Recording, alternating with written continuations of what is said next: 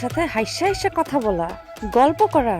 ওকে, আজ এমন টাইট দিমু, একদম ধোয়া বাই করে দিব।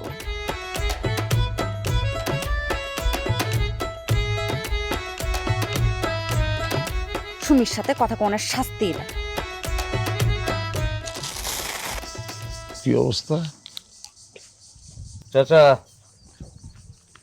বিপি তো একটু হাই, অসুবিধা নাই, আমি একটা টেস্ট আপনাদের দেবো, সেটা পরের সপ্তাহে দিই, পরের সপ্তাহে করলেও হবে।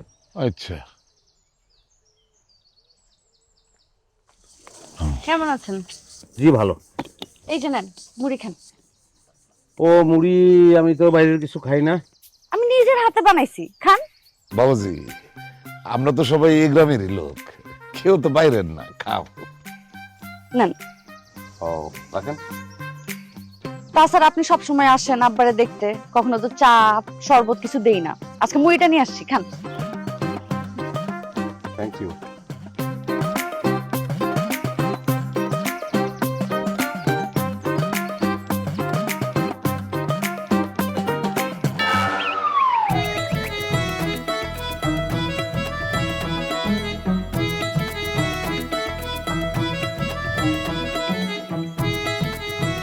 কেমন লাগলো ঝালমুড়ি? ভালো, আমি পানি খাবো। ওমা, মাত্র তো শুরু, এইটুকুতেই পানি খাবেন?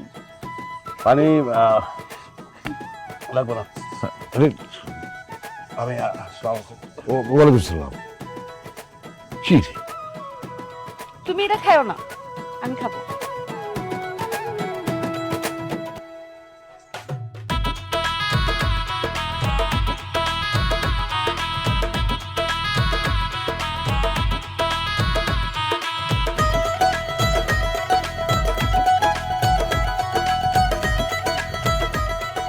কি হইলো?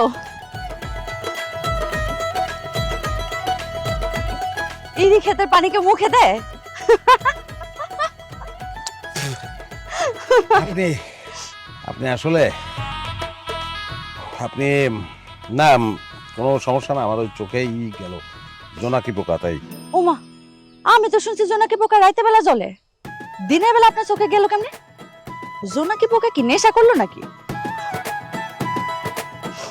আপনি যান, আরো মানুষের চোখের মধ্যে ঢুকে রোগী দেখেন। এবার তো জোনাকি পোকা ঢুকছে, এরপর আবার উই পোকা ঢুকবো। আর কিছু বলবেন বলেন, সমস্যা নাই।